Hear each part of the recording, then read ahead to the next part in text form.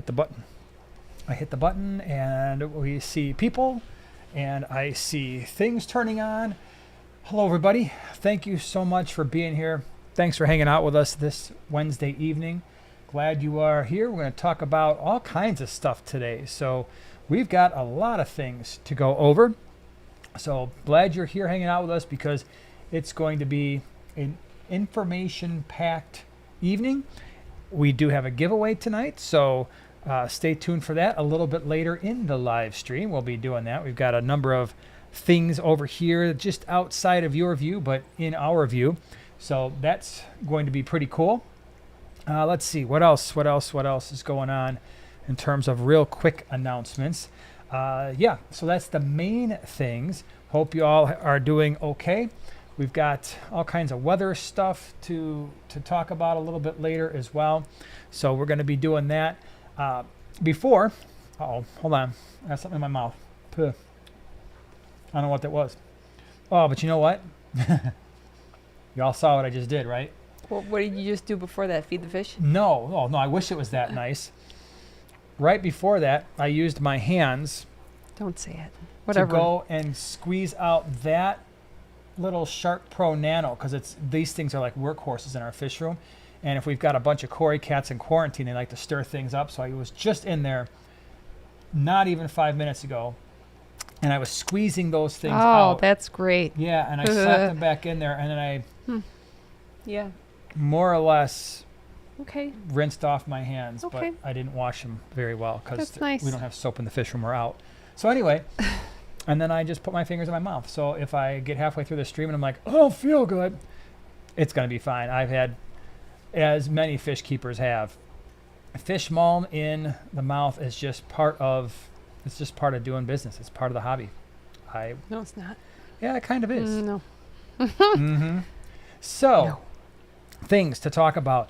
Videos that have come out this past week. On Sunday, I did a species profile on the fish that is now right behind us. So one of the things that I did over the last couple weeks is I took the big giant purple spot gobies that we had that was in this tank, and I put them in the tank behind Joanna's head. So now they're in that tank with the geophagus, and they're fitting in really well there, because I wanted to change up the stocking here because I just wasn't getting enough activity. And then maybe you can see, I don't know if you're watching on a phone, probably not, but there are a bunch of rainbow shiners in this tank, and I think that they are absolutely awesome. So if you want to check that out and why I think they're awesome, check out the video I did on Sunday, my bad. And that was the rainbow shiners. Definitely worth taking a look. You did a video on Sunday as well on Container Joy. That was your plants, and you did some planting of plants on the front area. Is that right?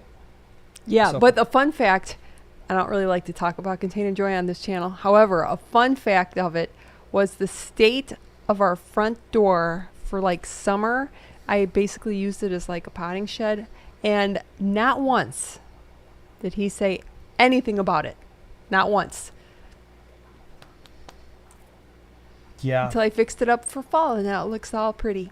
Yeah, it does look more better. Good job. So you can see that on Container Joy. On Monday, on the Tank Talk podcast that I do with John, we've both done videos on the new Aqua Clear filters, the AC50, but we got to spend a lot more time really picking that thing apart and just talking about the improvements, the places where maybe there could still be a little bit of room for improvement. So if you're into fish, you're into fish tanks, and you're into fish tank filters, if you're one of those types of people, and you're watching this, you should check out that podcast and see if the Aqua Clear is really truly improved, or is it just some minor improvements. And that's what we did. We talked about that. Cool. Yeah. Circling back around to today, not only are you here on this live stream, but on the small scape, what did you talk about there? I finally started the 22-gallon up in the lounge. And the 22-gallon is a bookshelf 22-gallon. So it's 3 feet long. It is. It's a 3-footer. It's rimless. It's beautiful. Yep. And it has begun. I'm making it into a series so that I can spend more time on each little portion, and then I can let it sit. A lot of the higher aquascapers do that, and I think that's absolutely totally. I wanted in on that, and to sort of just leave a dry scape for a while with some of the base rocks, so I can look at it, and then look at it. Look at it about 50, 60 times a day. It's gonna be great. Yeah.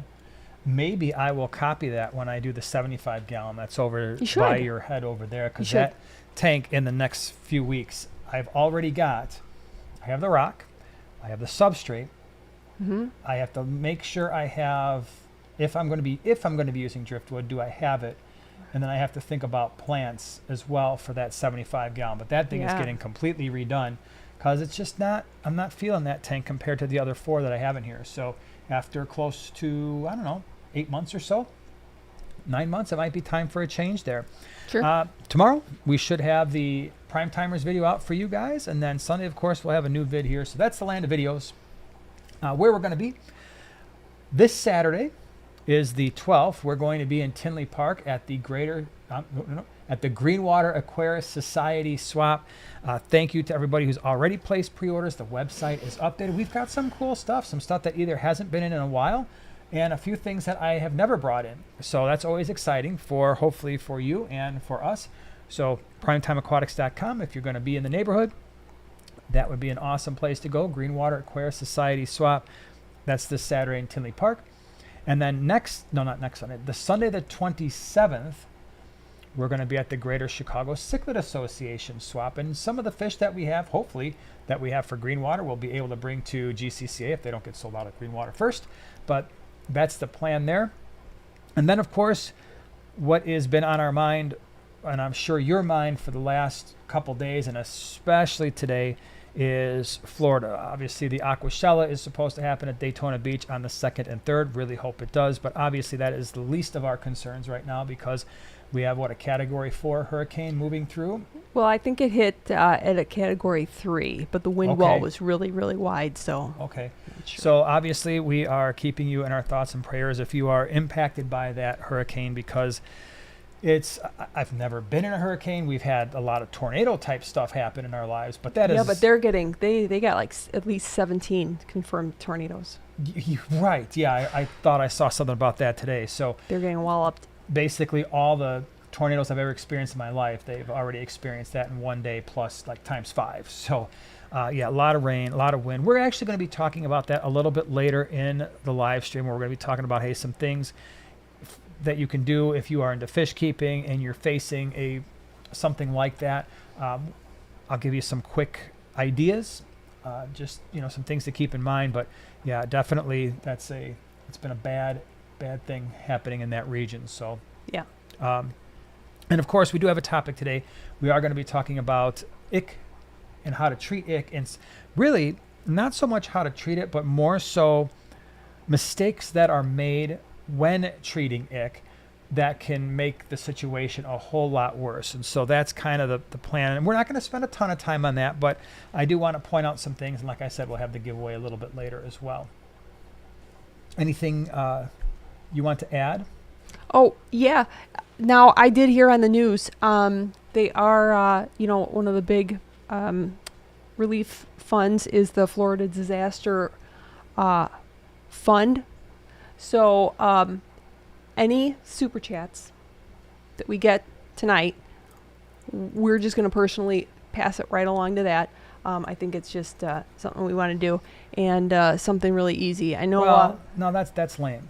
What we're going to do is any super chats that we get, we're going to match that up to $500. How about that? Even better. I mean, I'm thinking about this on the fly, but Even that's better. Yeah. So yeah, any super chats that come in tonight up to $500, we're going to match it dollar for dollar, and we will obviously in the next live stream show you that we've done that, because we don't want to be like shady or something like that. So No.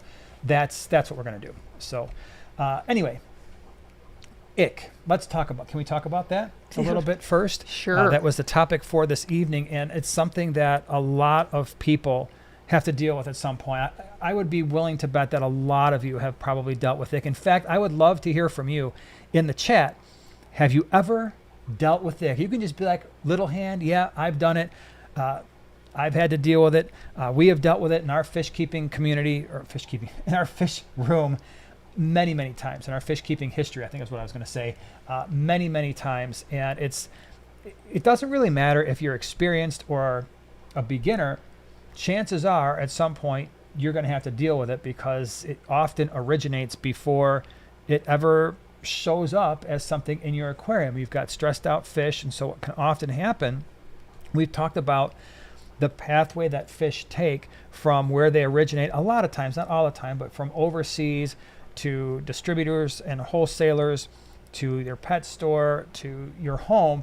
And that's a lot of different environments. That's a lot of stress that happens to fish, and their immune system is often compromised as a result of that. And so what winds up happening is you wind up with fish that are more prone to parasites. And ick is, in my opinion, the most common of all the different types of parasites. And we still periodically have to deal with that, although I think because we've cut out a few of the steps, like when we're importing our fish, we actually don't deal with that all that much.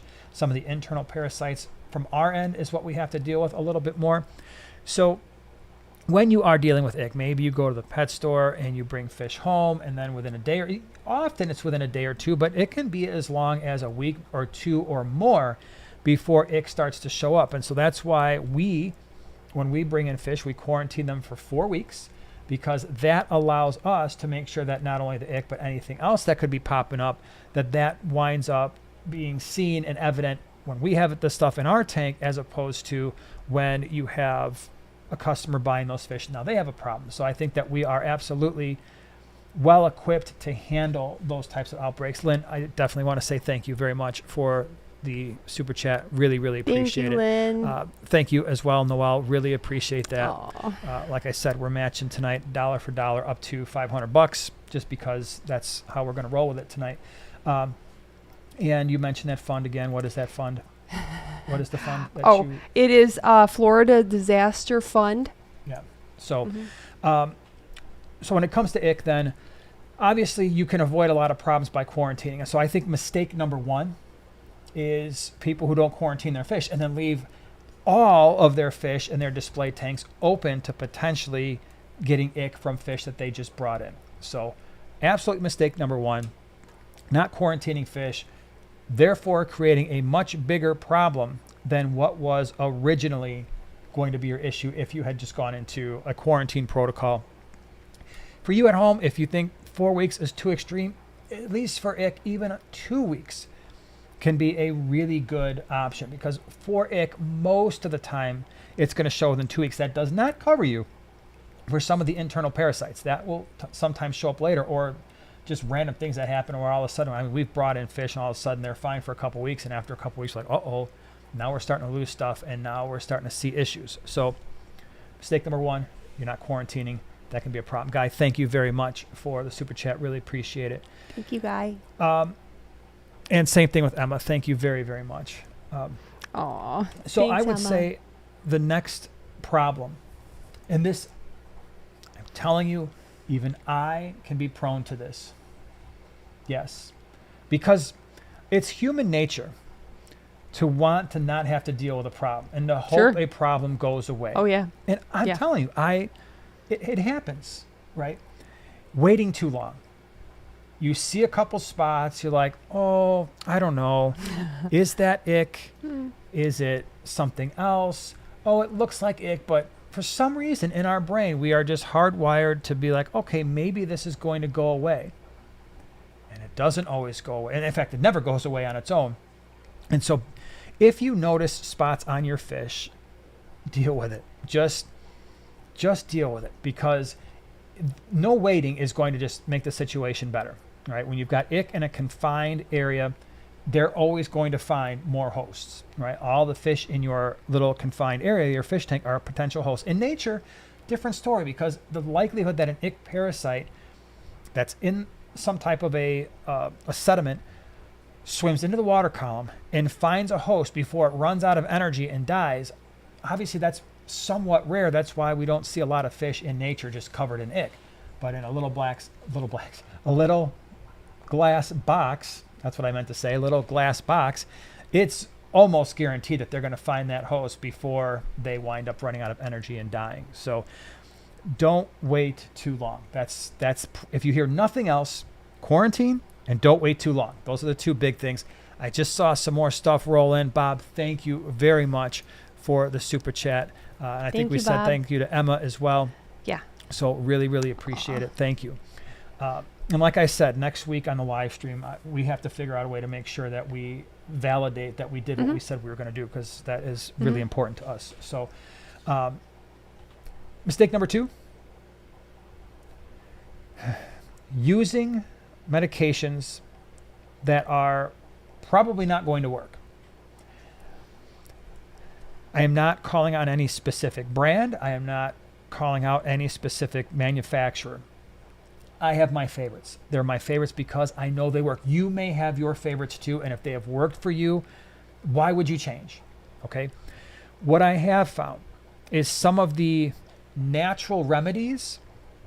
No, not some. I have never found a natural remedy that has worked for us. All right. So if you're using a medication that, here's the medications that typically are going to work well. Medications that have malachite green, methylene blue, formalin, and copper.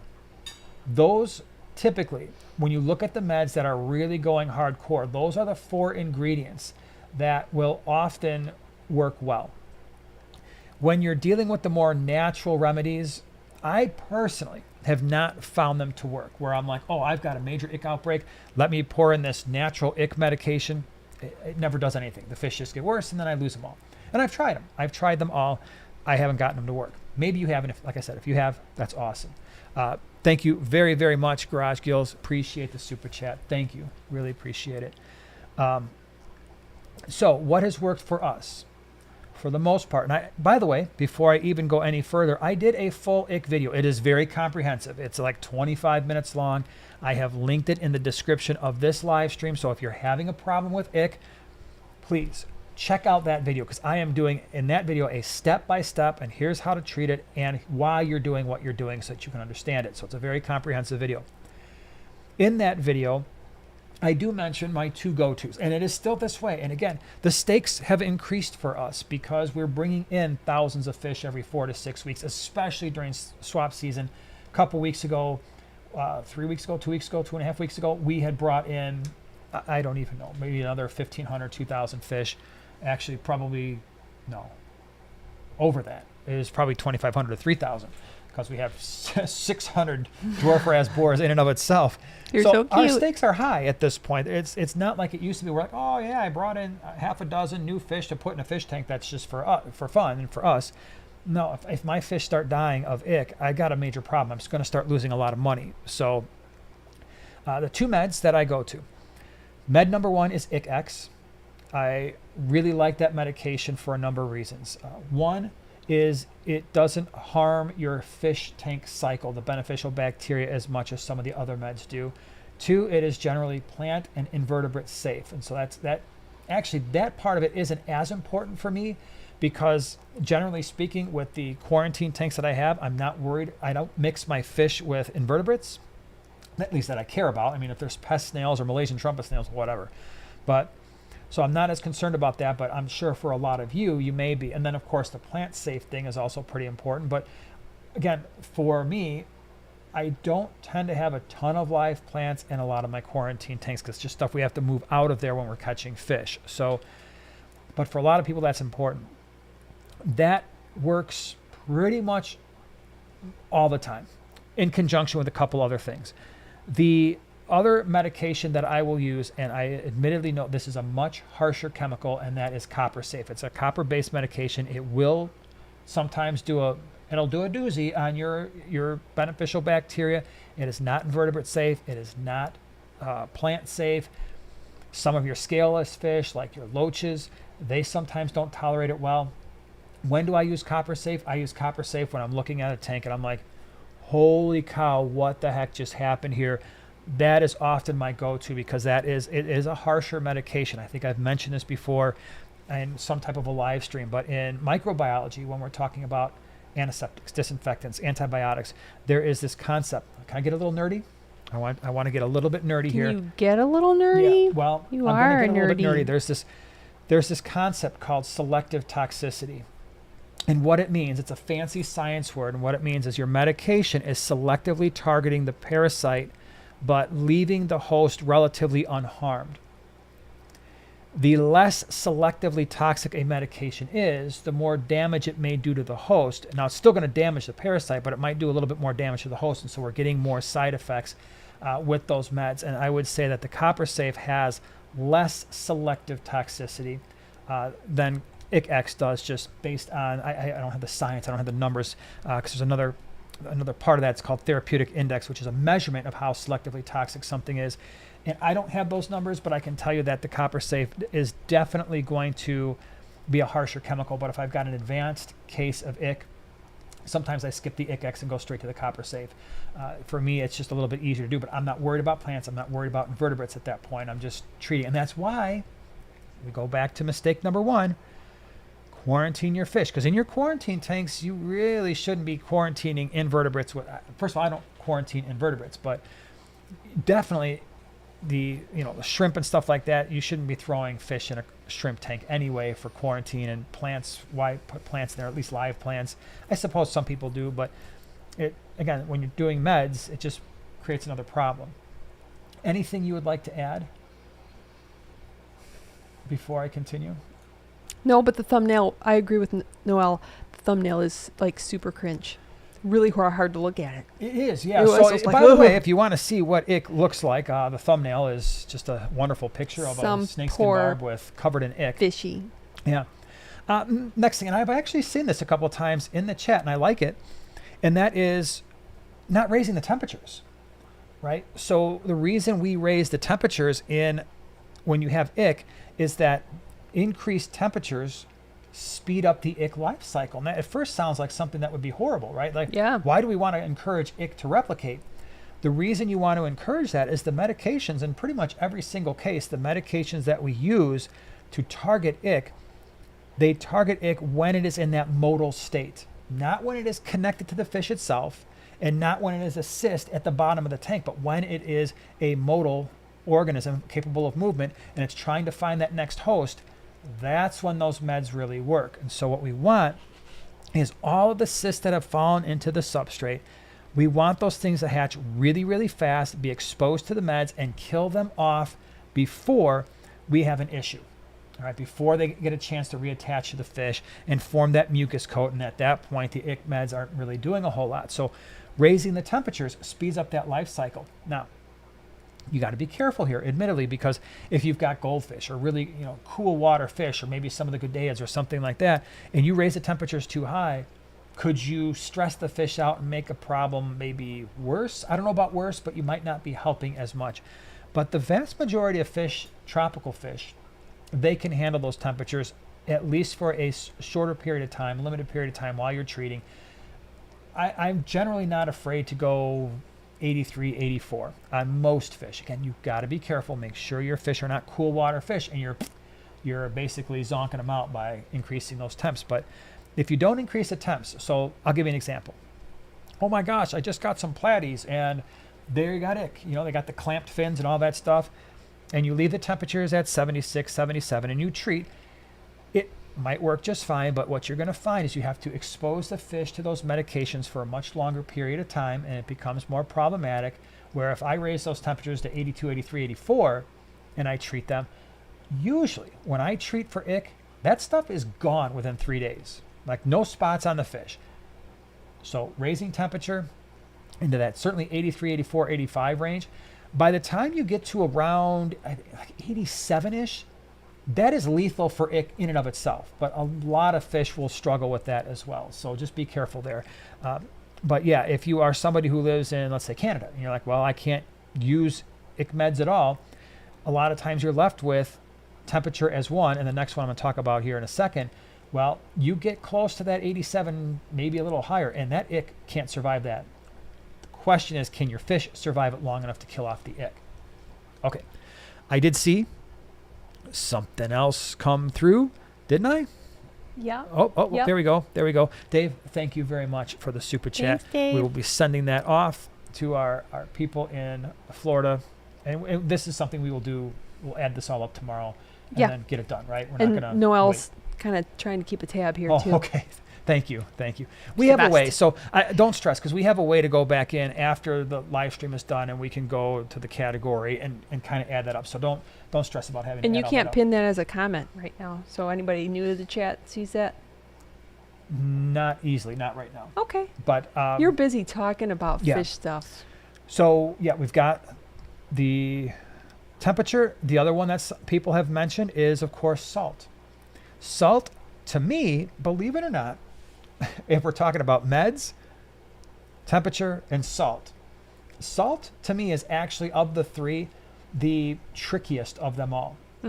So a mistake that will often be made is not adding salt when you have salt tolerant fish. And I would say that's one of the number one questions that I get when it comes to, hey, will these fish tolerate salt? Generally speaking, your really soft water fish often don't tolerate salt all that well. Some of the cory cats are not great with salt. Some of the loaches, a lot of the loaches don't like a lot of salt. In the video, in the ick video that I've linked in the description, for me, all my live bears, boom, they're getting salt. All my African cichlids, especially those from the Great Lakes, Lake Malawi, Lake Victoria, Lake Tanganyika, they can get a lot of salt. And when I say a lot of salt, I'm dumping in for my live bears, goldfish, and the African cichlids from the Great Lakes. Easily, I can do a tablespoon per like 3 gallons. That's a lot. I am not saying to do that with your cory cats, your neon tetras, your Altum angels, and your discus, because that could turn out very, very bad. But generally speaking, a tablespoon per 8 to 10 gallons isn't horrible. And here's what happens with the salt. The salt increases mucus secretion, and that mucus secretion that the fish has around it is kind of like a shield. It makes it a little bit harder for the ick parasite to attach. And there are also antimicrobial chemicals in that mucus. In microbiology, we talk about the antimicrobials that are in human mucus. Really important for helping prevent infection. Things like lactoferrin, peroxidase, all these really cool things that I just heard blah, blah, blah, blah, blah, blah. It's cool stuff. Now, fish have those as well. So a little bit of salt can help with those mucus secretions and the antimicrobials that can be disruptive to parasites as well. This is another big one. Yay for human mucus, I agree. Yay for human mucus. Mucus is These your friend. sciencey people are so funny. Yep. Let's talk about glitter. We could talk about lysozyme, right? We could, I don't know what you're saying. Well, some people probably like to talk about lysozyme. Probably, but yeah, it's good stuff. I'm sure you'll enjoy Breaks it. down the peptidic glycan of your microbes. Not so much as useful with the parasites, though, that are not bacterial. Okay, next thing. This is a big one. You know how sometimes we hesitate to treat our fish? I just mentioned that. That's a mistake. The other mistake that can sometimes be made is, I don't see any more spots, I'm done. Please.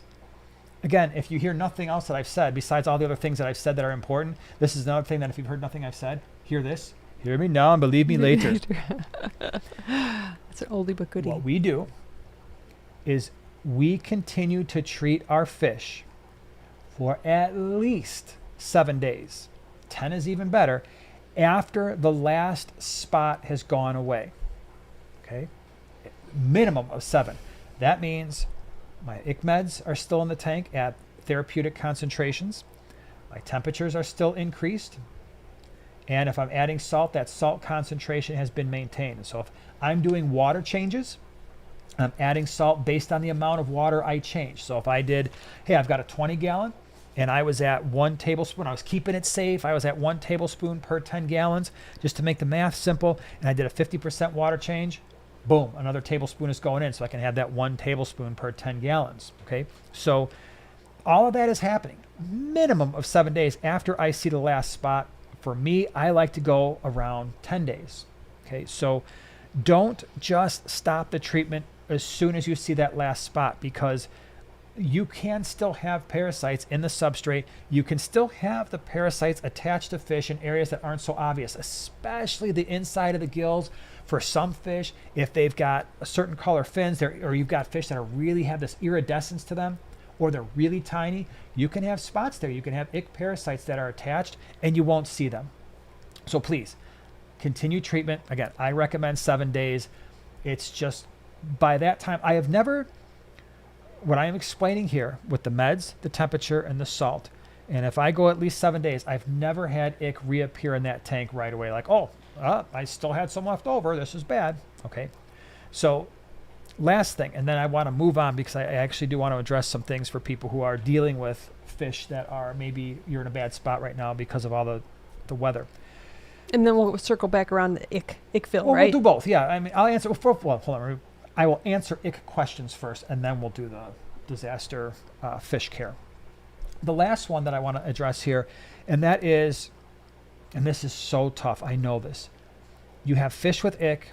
You start treatments, and you suspect that the meds are killing. Like, I had fish with ick, and they were alive, but then I started treating them, and now they're dying. They were going to die anyway.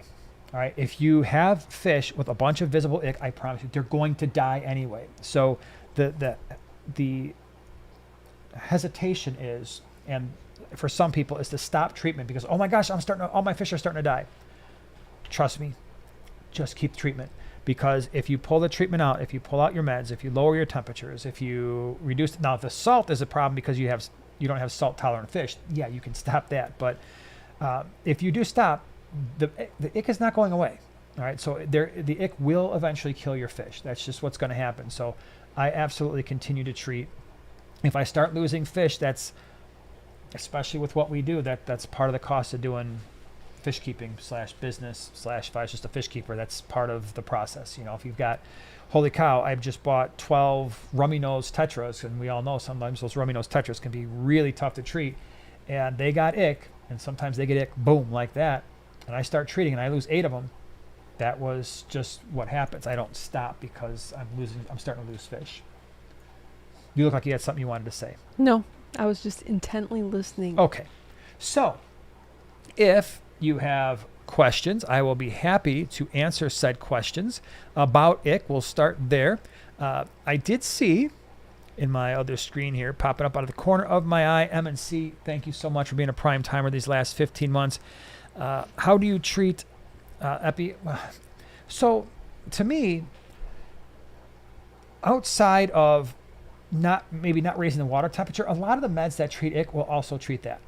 So with epi, I more or less approach it the same way.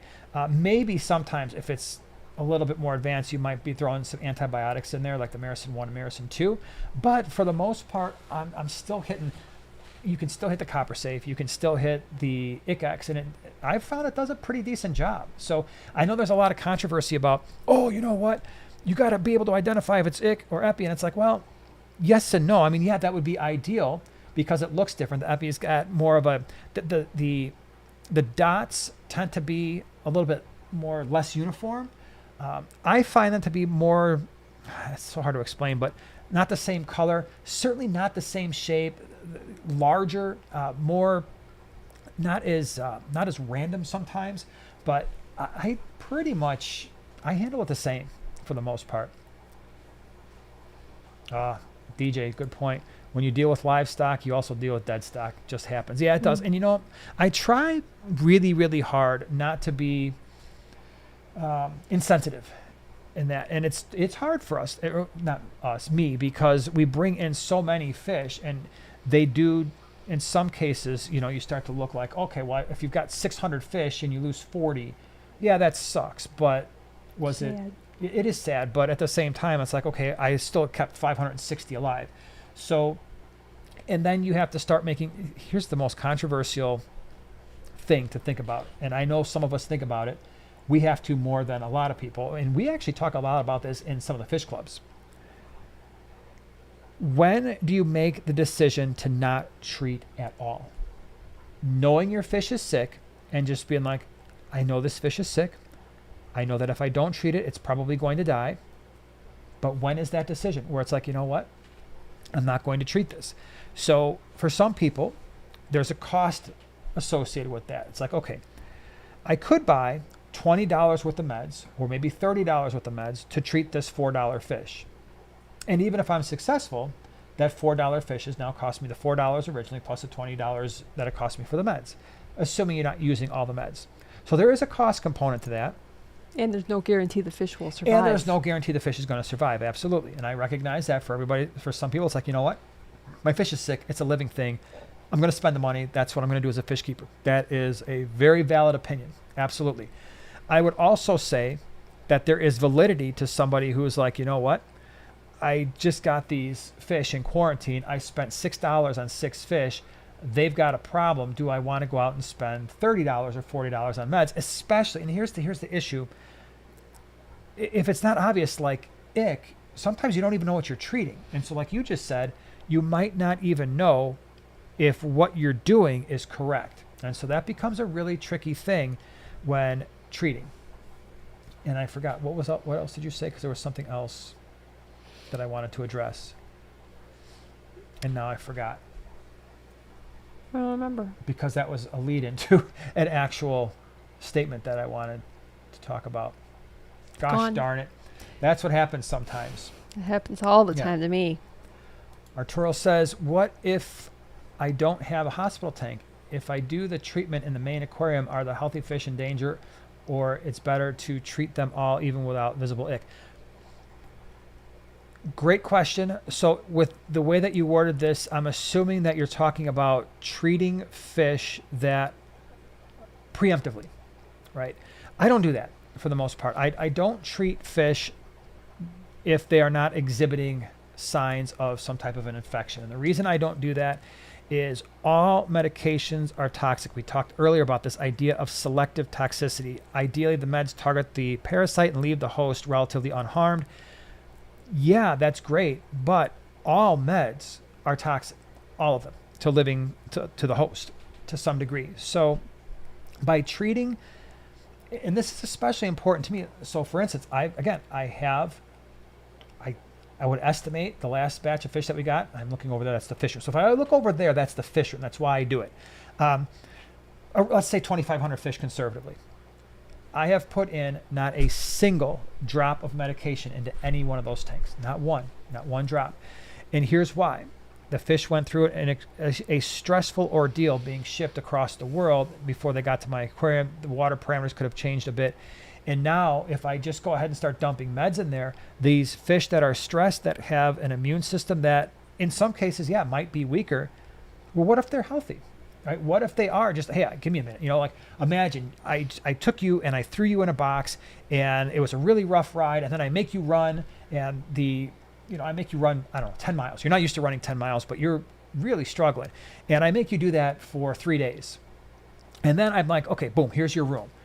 And you're like, I pretty much just had the most stressful event in my life. And I'm like, oh, by the way, here's some meds that I'm going to just put in the air. I'm going to fill the air with some type of a medication. Is that going to reduce your stress, or is it going to make the stress worse? Is that going to make your immune system healthier, or is it going to make your immune system less healthy? Probably it's going to make your stress levels higher and your immune system more compromised.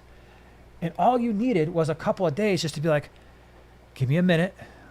I've just been through a big ordeal. I just need some time. And they're going to be awesome. Now, you can do that. And no, I'm not saying if there's something clearly like, oh, there's some sunken belly, or these fish came in really skinny. Sometimes they come in skinny because they haven't eaten in a while, or they're just looking lethargic. And you're like, okay, there might be something else here. But for me, I'm not treating unless I have to. So going back to your original question then, if there's evidence of disease, you have to treat the whole tank, because assume if you put fish in with especially ick, especially epi, if they've got some type of external parasite or even internal parasites and now they're pooping everywhere, those cysts are going to eventually find their way into other fish. And at that point, I'm treating everybody. And now you're stressing out the fish that were perfectly fine with meds because other fish that were brought into the tank are now sick. Which, Mike, that goes along with what you're asking here. What do I do if one neon has ick? Assume every single fish in that tank has ick, because they've all been exposed. Quiet Time says, what's a single white spot? That's a really great question. This is the one time, again, this comes with a little bit of experience. keep an eye on that single white spot. If that single white spot has been there for 3, 4, 5, 6 days and nothing is wrong with your fish, there are no other spots, there's no flashing, like itching, the fish aren't itching against stuff, they're not gasping for air, they're acting perfectly normal. That is a case where if it's a single white dot, especially if it's in the fins, sometimes that can indicate either a bacterial infection, and sometimes those do go away, or an injury, a scar. So in that case, I do. That one I'm not just dumping meds in because, oh, I'm just going to hit it right away. There is some things that happens with time. Uh-oh. Hold on. Oh, boy. I just saw that. Wait. Bob Cost. Stanton, 8th inning, homer, gives Yankees lead, Subway Series 2024. Okay, so... Wait, who's sorry, playing? That's the Yankees Royals. But wait a minute, that just happened now? Are the games overlapping? Because I just finished right before the live stream watching the Phillies lose to the Mets. Full disclosure, I have, on the National League side, I have no skin in the game here because the Brewers, which is probably the team I would have wanted to see go to the World Series, got knocked out right away. And now I'm like, well, out of the 4 teams that were left, I'm like, I guess I kind of want the Padres only because they don't get very far. They don't usually get to the World Series. So gotta root for the underdog. Yeah, so I was kind of like, well, if I want the Padres, then I guess I would rather see the Padres face the Mets, provided they can get past the Dodgers, which is not a given. And I'm like, well, I wouldn't mind seeing Padres face the Mets because then the Padres have a better chance of going to the World Series. But in the American League, I'm a Yankees fan. They're my 3rd favorite team behind the White Sox and the Cubs. Well, actually, no. Sorry. They're my 2nd favorite team. White Sox, Yankees, Cubs. But I also like the Royals. We went to a Royals game this year. I do. There'd be another great team to see them in the playoffs. And the Tigers haven't been there in a really long time, and it's a great story. So, I don't know. Padres and one of those 3 teams. How about that? Mr. Fish says, having a quarantine is important, even if it's a 5-gallon bucket. Yeah, some type of quarantine. I would prefer to have my quarantine be something where it's clear, though. So even if it's a tote, it's got to be super clear plastic because the whole point of quarantine is you have to observe the fish, and that can be a little bit difficult to do if the thing that you've got them in is not you're not able to see through it. Oh, this is a good question. Sound pitch black. Yeah. And I think you mentioned that you're in Florida as well, praying for you or your safety. After treating the tank, if it's a display tank, do you need to bleach it or do you just continue using it? Yeah, continue using it. So if you've and that's great. That's a great question, whether it's a quarantine tank or display tank. When I do treat fish in a quarantine tank even, I don't rip that tank down and reset it up. If you have successfully treated the parasite, then the tank should be fine. All right. Same thing if it's just a quarantine tank. Because if you bleach everything, now you've got a separate problem because now you've removed all the beneficial bacteria from all the surfaces of everything that you had in that tank, from the top layers of your substrate, from your filtration potentially. So you create potentially a lot bigger issues there. Shamu Aquatics, thank you so much for the super chat. I've read that fish can get cancer. Is that true? Absolutely, it's true. 100%. They can absolutely have tumors that grow in them. Okay, where did I see a question? We're going to get to this giveaway here in a couple minutes because we've got some fun stuff. Oh, and there was a good suggestion here from Tank Girl. Okay. If anyone needs battery-operated pumps, some Walmarts have them. Small ones are called baby bubbles. Okay, that is really good. And it runs like 20 hours on 2 AA batteries. Nice. That's good to know. Yeah. Yeah. Another thing that would be cool is, and we'll get to that later. Well, we'll cover it in a minute. I will cover that more in a moment. Hold on. I did see some questions popping through here, and I wanted to address them. Eddie says, you also have to worry about coolie loaches and other loaches. I just raised temp, haven't had ick in years. Knock on water. I keep my tanks at 80 plus. Yeah, the loaches can be more problematic. A lot of them with the scaleless fish, they're not as tolerant of some of the meds, and they are more susceptible sometimes. Not more susceptible necessarily to ick, but when ick is there, sometimes it spreads a little bit faster.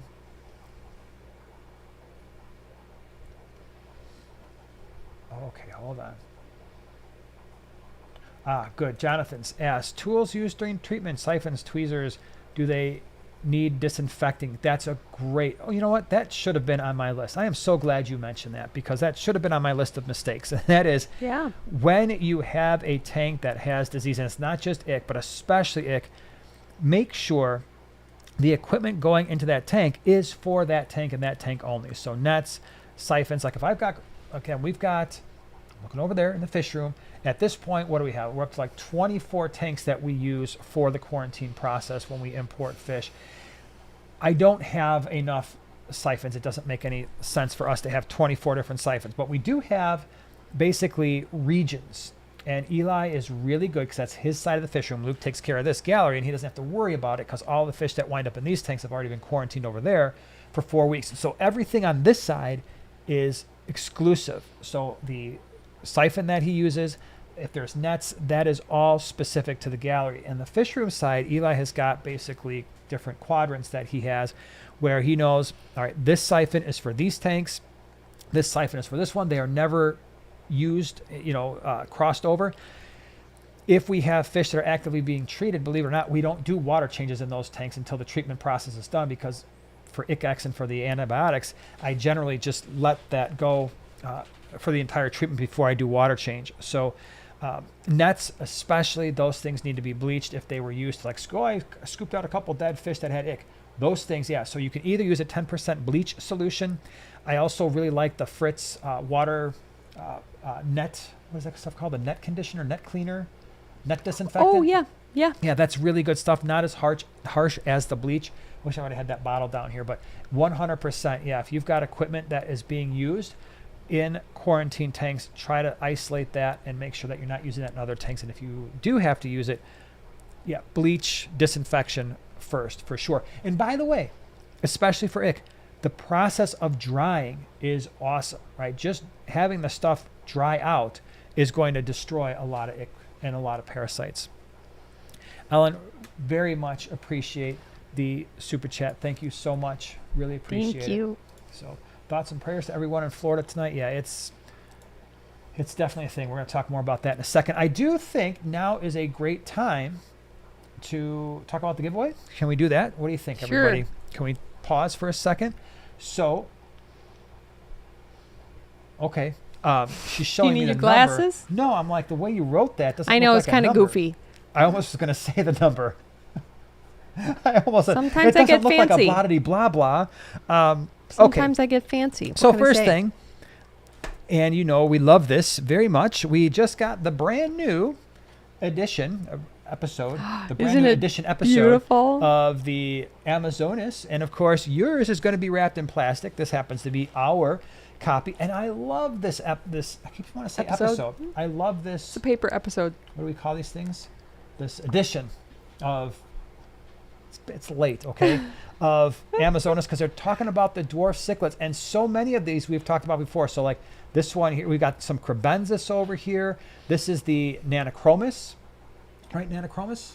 That's the one that we had in your 20 gallon. Yeah. I think so, yeah. And then what else we got stinker. going on here? A couple different types of crebensis. So yeah, this one is really highly focused on some awesome fish. Check it out. Very cool. Oh, and we got some tetras in here, some new tetras, looks like. Yeah, and really super high quality stuff. So what is this? Oh, look at this Rhinogobius. Oh, wow. Oh, he looks extra grumpy. You don't understand. I love Rhinogobius, and I have not had this one. We had the Henechuensis. We had the red spots. Yeah. Oh, pardon me. I'm just going to go ahead and read. And then he went silent for a whole long time. Oh, they're going to do something about the glowfish, too. Talk about that. Okay, so anyway, one winner's going to get this. By the way, this is the best magazine on the face of the earth. And if you are interested in subscribing to that magazine, check out the description, because we do have a special offer for Primetime Aquatics community members. There, you just click on that link, and then there's an offer there for you that is better than what you're going to find anywhere else, I think. The other thing that the winner is going to win, this. We've got a couple things from Fritz Aquatics. As you know, that Fritz Aquatics is a channel sponsor, so I'm going to hold these both up at the same time. We have a nature box, and that nature box has some botanicals in there. The botanicals in this nature box include Indian almond leaves. We have some catappa bark, and we have some casuarina cones right here. And then this one, more casuarina cones. So the reason why this is cool, reason number one, If you want a very natural feel, like a kind of like a river feel to your tank, you take some of these and chuck them in, and this will eventually they'll float for a little while if you don't boil them, but they'll sink to the bottom, and they will house all kinds of beneficial bacteria and maybe some microfauna. Shrimp love this kind of stuff. Small fish love to hide under the big catappa leaves. You can break them up, make them smaller if you want. If you are into dark water tanks, this will turn your water brown if you don't boil it. If you don't want your brown water, but you want the natural look, boil this stuff first. It'll help it sink, and it will remove some of the tannins. With those tannins, that's a good thing. They have antimicrobial properties, and so one person is going to get the magazine plus all of the botanicals as well. I do need to fix up some things going on here, so let me do that real fast and make sure that I am on and I'm not. I got to make sure I'm on all messages in all of my things. Oh yeah. And that will help us, because that's how we do this, to make it all okay here and make sure all of our screens match. So we're going to keep this really simple tonight. Can we just keep it simple? And the way that we're going to keep this simple is, don't do it yet. However, the first person that picks the right number between 90 and 100, you can go 90 and 100. You're going to get those three things. Got to live in the United States, continental United States. 90 and 100, y'all. 90 and 100. Done. We're done. Yep. We're done. We're done. P. Diddy done. Oh, I shouldn't say that anymore. No. My students, that was a No habit mas. that I had. So I used to say that all the time just because it rhymed. And then my students yesterday looked at me and were like, I was like, What? oh my gosh, what am I saying? So I've got to get out of the habit of saying that. It was just, I've been saying that for like 15 years because I just thought it sounded stupid and funny. It's not either one of those things anymore. So You say a lot of stupid, funny things, so just pick a different one. I'll have to work on a different one. This happened very, very fast. Yeah. So do we agree? What do you? I'm right here. Yeah. Okay, so show the number. Number 99. I just wrote it goofy. All right. I wrote it Dimes- fancy. Dimes HD. Here's what you have to do. Dimes HD. Or Dimes. Whatever. Dimes HD. Yeah, this probably makes more sense. Anyway, you're the winner. And what you have to do is you have to send us an email to primetimegiveaway. Say your part. Oh, singular. primetimegiveaway@yahoo.com. Send us your mailing address and we will get this stuff out to you. Congratulations. And we are going to have I think we're going to have another giveaway, next week, because we got more stuff. Do you know who got it second? Yeah, Whip. Yeah. So close, but yet so far. I saw that. I was like, oh, the Whip win? And like, oh, wait, no. Oh, Whip. Dimes HD. You beat him out. You beat out Yep. number 47. The winner. There was a lot of 99s. There was Yeah? a lot of people who were vibing with us this fine evening. Thanks, everybody, for playing. And like I said, we're going to be doing more of those things. So if you left a question, especially as it pertains to ick, and even if it doesn't pertain to ick or parasites, before the giveaway, you are probably going to have to write it out again. So sorry, because we can only scroll so far once these things are pop, pop, pop, pop, pop, when they start going. They go. Yeah, so if you could please do that, that would be awesome. So this is very interesting. I did see a little convo between Nicholas and Noel talking about fridge organizers from Walmart. The plastic fridge organizers would be great for like a holding cup, like a holding container. For quarantine? So not necessarily for quarantine, or just holding like temporarily or something. Okay. But you know what I'm picturing? I'm picturing like the clear plastic ones that maybe hold cans or something. Yep. That's a great. You can use plastic totes. They just have to be super, super, super see-through, so that you can notice. Super Especially, duper. could you imagine trying to identify ick or epi or something like that? The little white dots, but you're trying to look through a really cloudy breeder boxes. Yeah. Breeder boxes. Yeah. That will. Yep. For sure. I saw something. Ninja says, where can I get healthy fish? Because I got fish from Petco, PetSmart. They all end up with white feces, losing weight. So internal parasites. Yeah. So we are, full disclosure, we are sponsored by Flip, F-L-I-P, Flip Aquatics. And they are a channel sponsor. And we partner with them, have partnered with them for many, I don't even know how many years has it been, 5-6 years at least, if not more, that we've been partnered with Flip Aquatics. And we partner with them. He just did a video or a short on their quarantine process, and it's very impressive for a company They are that impressive. large Yeah. to quarantine for 2 weeks, because that is not common. And that's why we partner with them, because we know when they're shipping the fish out, you have the maximum likelihood of getting stuff that is not jacked up. And some of the fish you mentioned in that video, they will quarantine for a month, 2 months, 4 months if they have to. If they don't feel comfortable, they will hold that inventory, and that's not very common. So that's how we roll, and that's why we partner with them. So can we talk real quick about, and I'll answer more questions after this, if you are in a bad, I'm assuming most people in Florida are not watching this right now. They've got much bigger issues going on right now. But because we just had Helena and now we've got Milton, and who knows what's going to happen the rest of the season, if you are in a place, or even if you're not in those general areas in the southeast, if you're somewhere where it's like, you know what, we could potentially have a problem at some point in the future, here are just a few things. This is not an exhaustive list. In fact, I did go about things you should have in a, if you have a power outage, a disaster. I don't remember what I even called that video, but it's been at least 4 or 5 years since I did it, so it's a very detailed video. We already talked about it because somebody brought it up.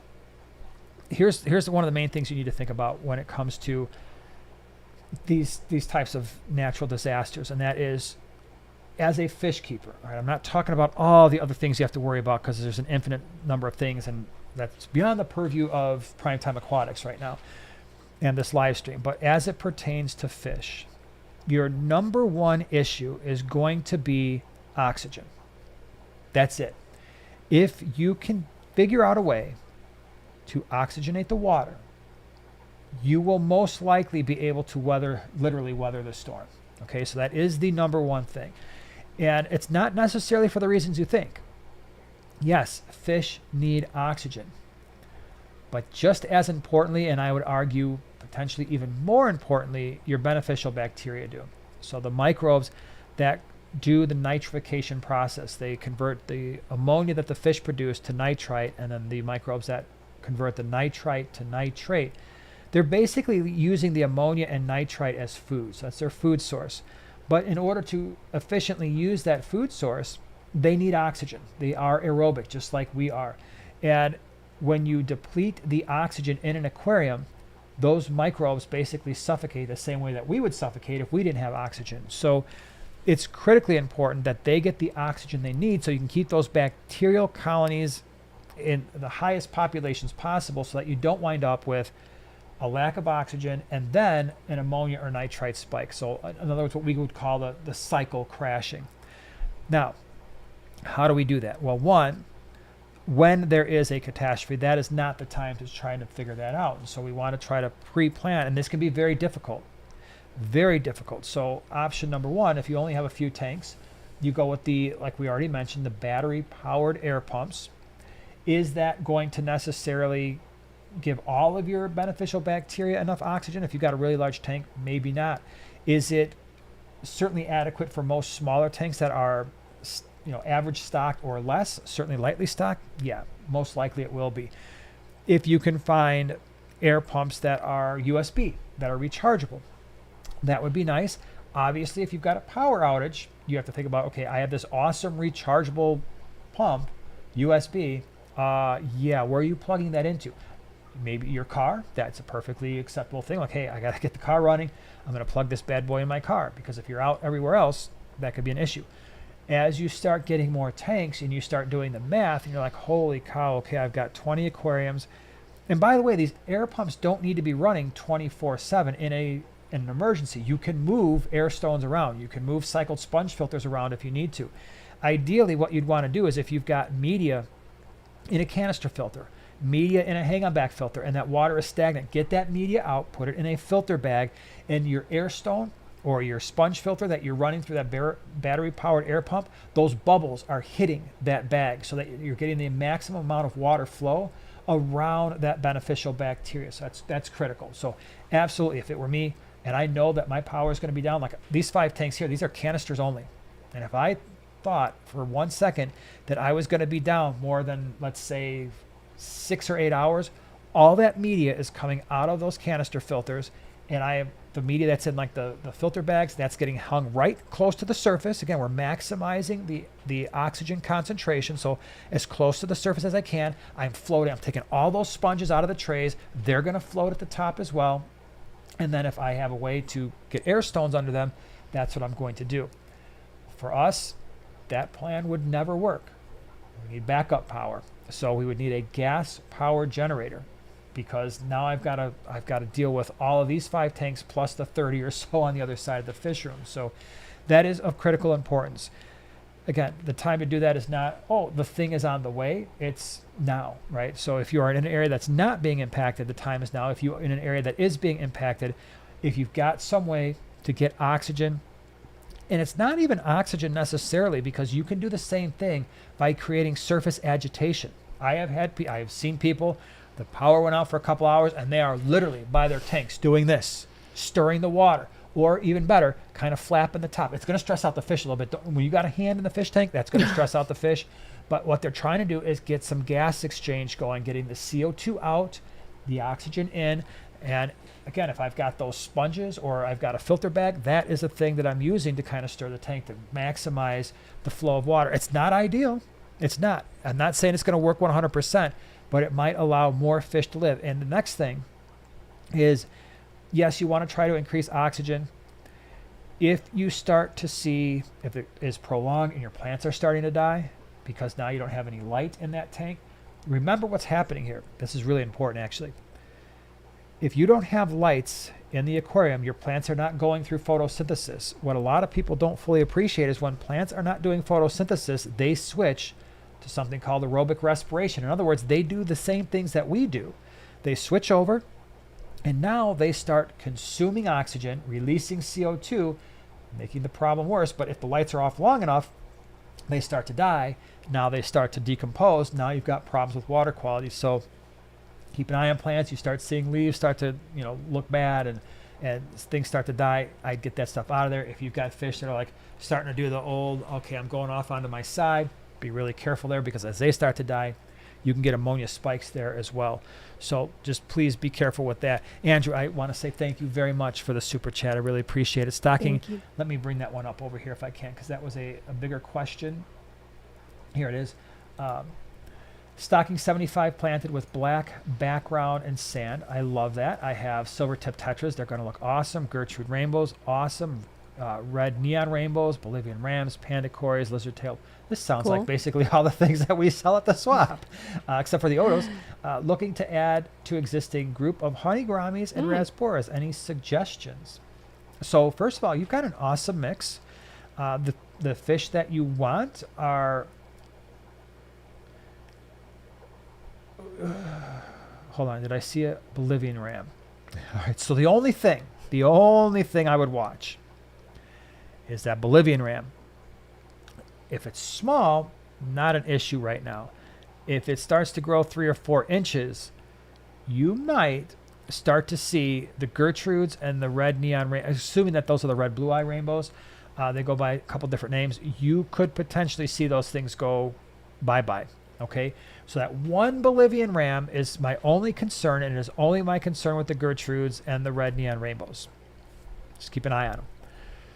Okay, honey gouramis, love it. Here's what I would do. I would get a group of a half a dozen, but I would do like 3 yellows and 3 standard orange honey gouramis, 3 red honey gouramis. I think that would look really cool.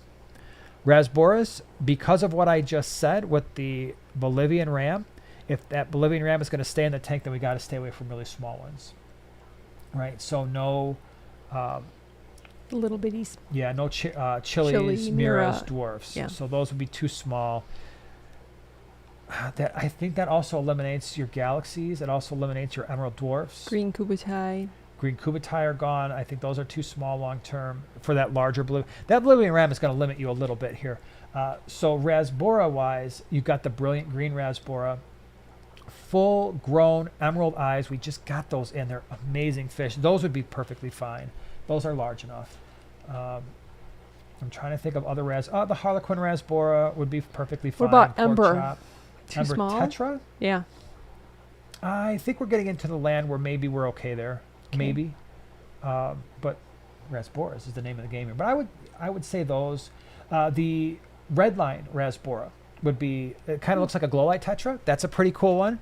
So that's one worth considering as well. Not as common, but it's a really pretty fish. So that's what I would consider. If you were for some reason like, all right, hey, this Bolivian ram is limiting me, then you open yourself up to all the other ones, the chilies, the dwarfs, the miras, because there's nothing in that tank that's going to eat those besides the Bolivian ram. Then it's whatever you want to do. You know, you can put some galaxies in there, put some chilies in there, get the red. So just keep an eye on that Bolivian. A lot of people, because they buy them small, at like an inch or two, and I think unfortunately what happens is when you look at a lot of the information on the internet, it's actually wrong, where they say, oh, Bolivian rams will only grow to around 3 inches or 2.5 to 3 inches. That's not true. Especially in a 75 gallon, especially if it were a male, you could see it easily a 4-inch Bolivian ram. I've seen them that large. They're majestic looking. They're awesome. But that obviously creates some problems. And it's going to take a while for that Bolivian ram to get to that size. Females stay smaller. And they don't necessarily go out of their way to eat fish. So I don't want to imply that this is a Bolivian ram is just a fish hungry sort of thing. They actually spend more time sifting through the sand, but they could potentially go after fish that are small enough to fit in their mouth. See, but thank you so much for the super chat. I need an affordable small fish to keep a large group in a 125 with 7 angels and 7 pandas. Maybe platies. Love you guys. Well, thank you so much. I appreciate you being here. All right, so we got angels. Angels are big.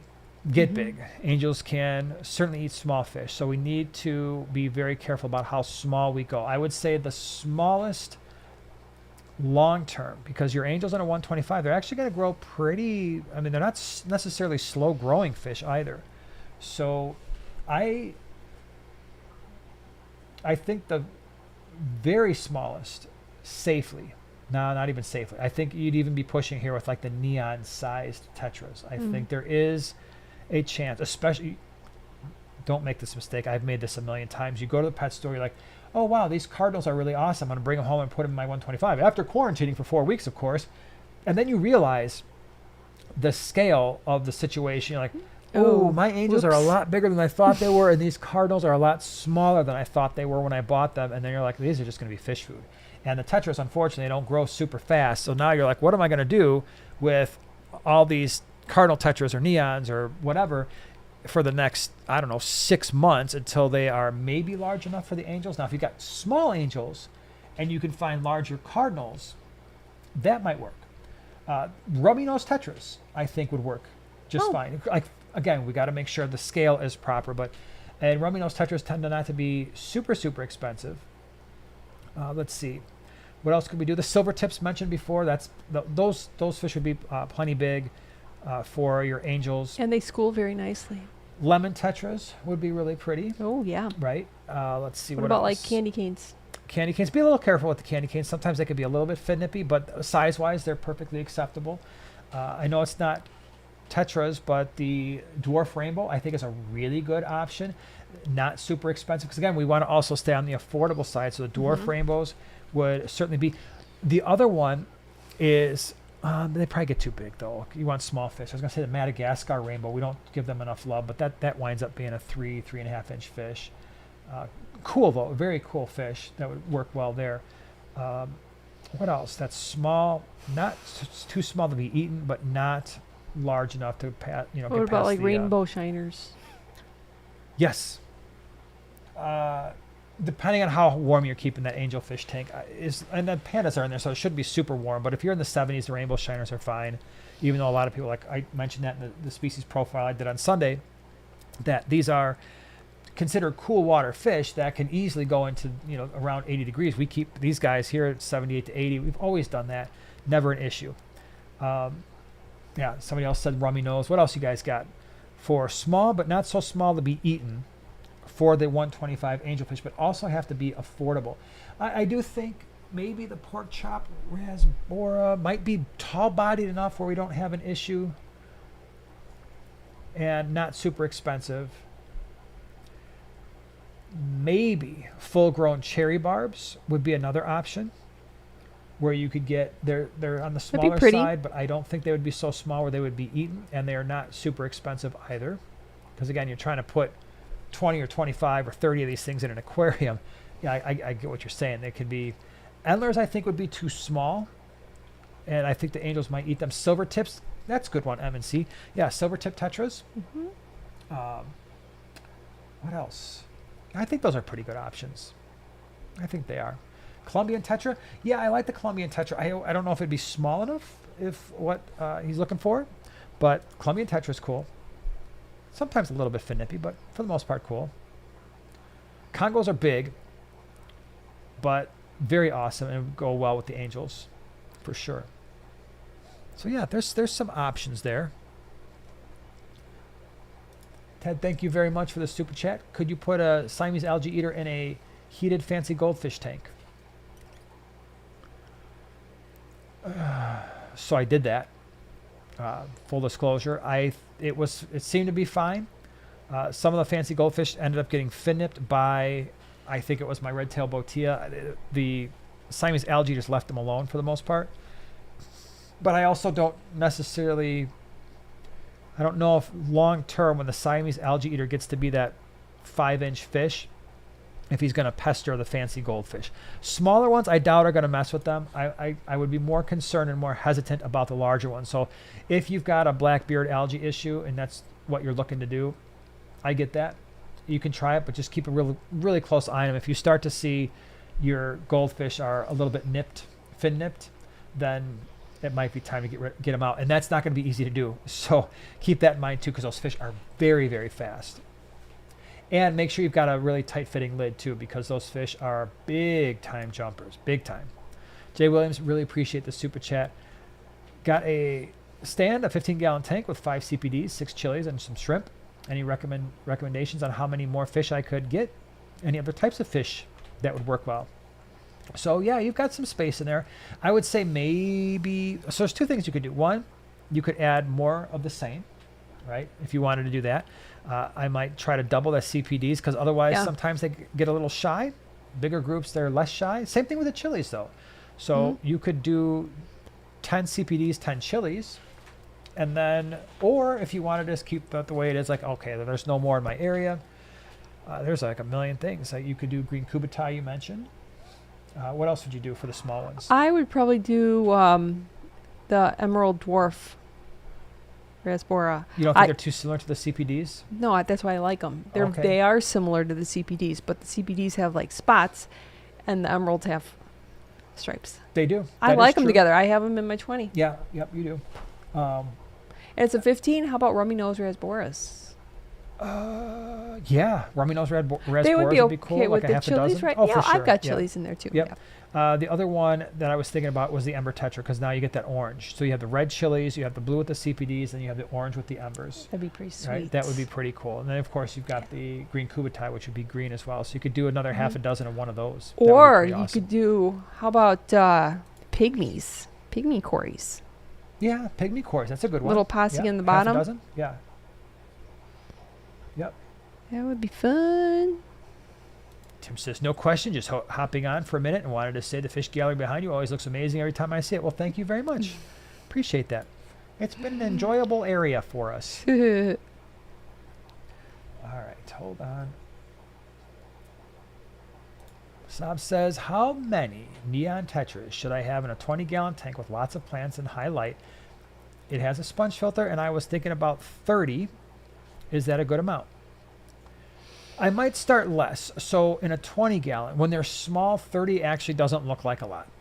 But full grown, it might look a little bit crowded. So especially if they're black neons. Yeah, I might. Well, I'm assuming they're just going to be standards, but you're right. Black neons are even, I think they're probably, they grow the largest out of most of the neon types, although cardinals get pretty big too. But if it's standard neons, I might go with around 15 to 20.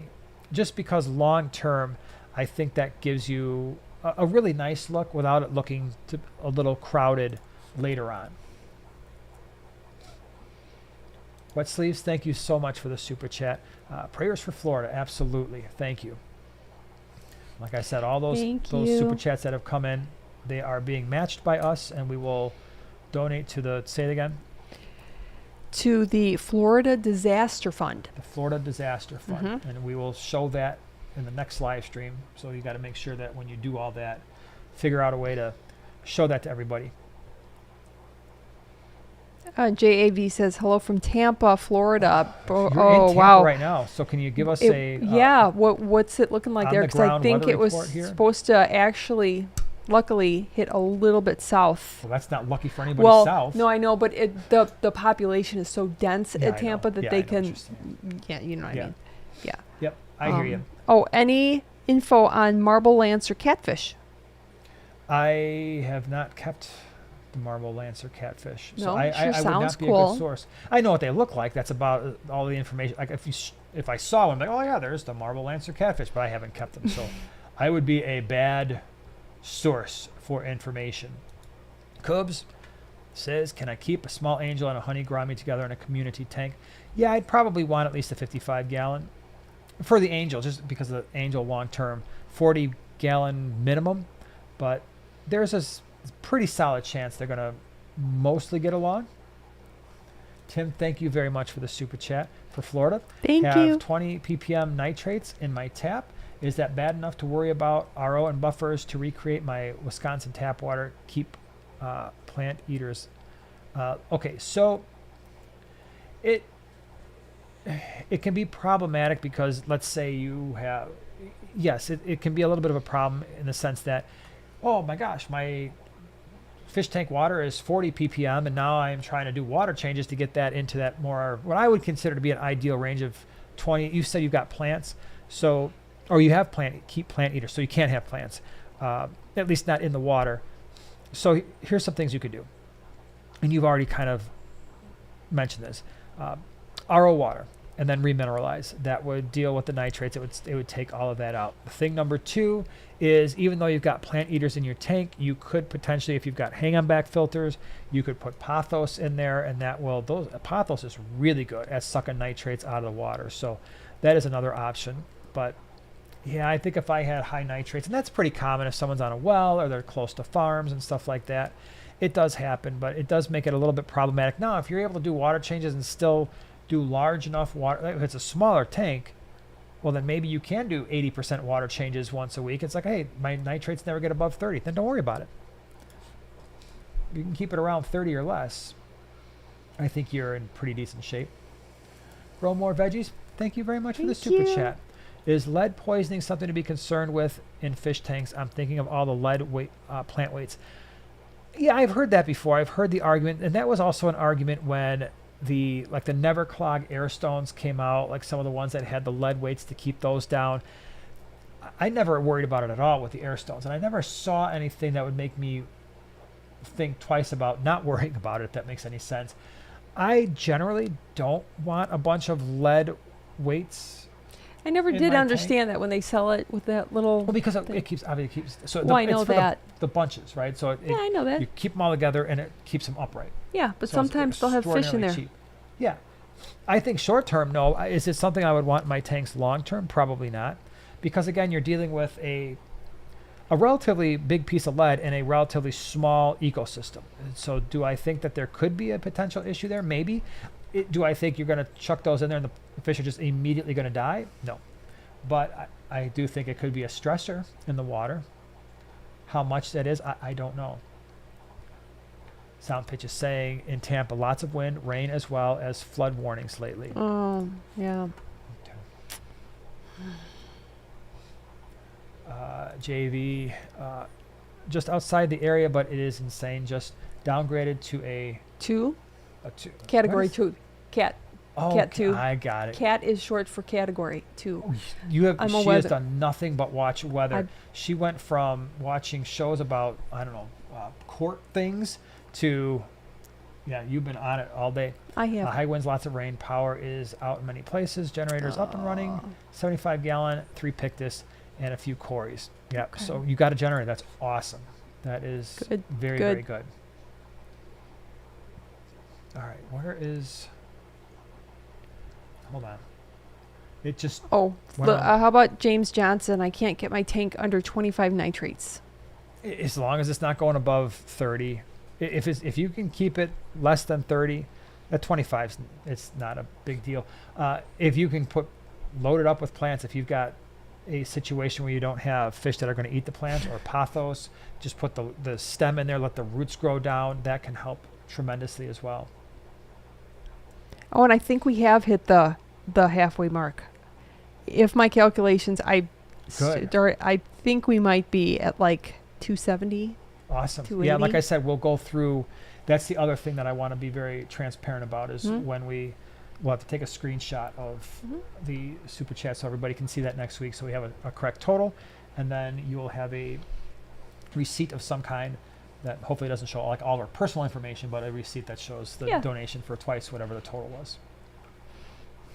All right, let me see here. Oh, Oink is here. What's Hi, up? What's Oink. up? She says, what does she say here? I'm relieved that my good friends from Spring Hill, Florida, close to Tampa, are currently safe in my dad's living room. Yeah, that's good. Yeah, that's very stressful. It's got to be very stressful having to like leave home and know that, it's one thing. It's stressful enough when you go on vacation, right? Like you're on vacation, you're leaving for a week. Yeah, I hope everything's okay. That is not something that we in the Midwest can fully appreciate because it's like that's stressful in and of itself. But I can't imagine leaving knowing that you're leaving all of your stuff and you don't know what it could very well be impacted, right? So I kind of get the people who are like, I'm not going anywhere sort of people. I understand where that's coming from. Yeah. Nicholas says, I just noticed what looks like a couple epi on one of my comments. Probably best to pull him and treat salt. No meds, access to Canada. Can't treat while in tank. Hill streams. Yeah, in that particular case, maybe it would be, I would probably go that same direction as well. Yeah, that's tough for Canada. They can't treat.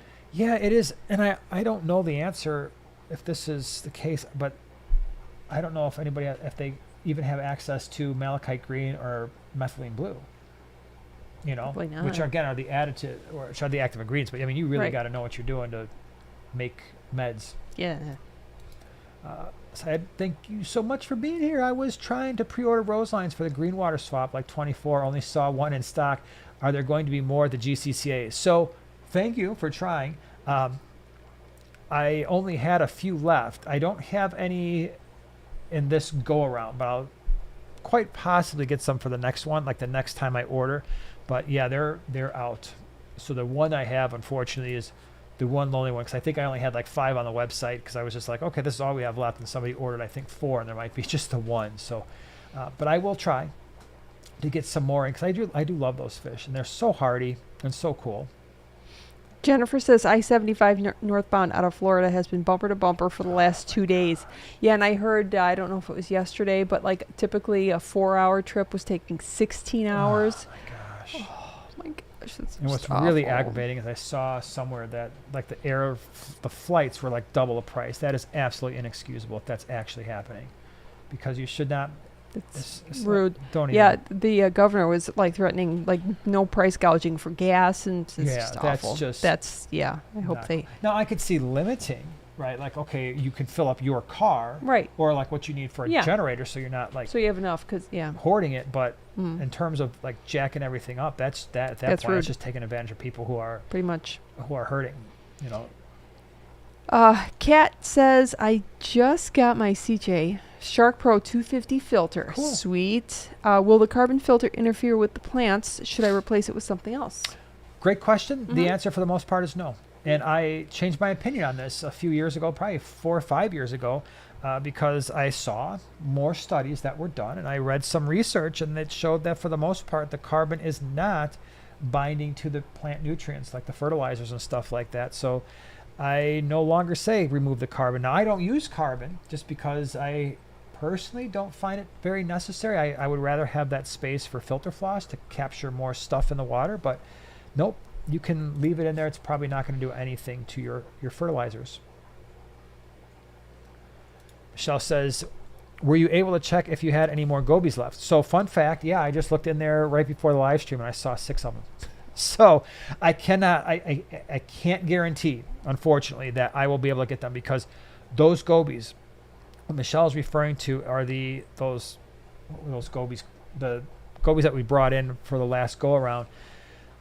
I mentioned this a few weeks ago, but I purposely put them in a tank that had gravel, thinking that, because all of our tanks have a substrate, thinking that, okay, these gobies, if they burrow, I don't want them burrowing in sand, because I'm never going to see any of them. I won't even know how many I have. So I purposely put them in a gravel tank for quarantine, thinking that won't be a problem. oh, it's a problem. They all went into the gravel. And when we try to catch them, that's where they go. They just do this head first right into gravel. And then we are like, okay, how many do we have? We have no idea. Well, I just saw 6 in there today. So, and I thought we were out.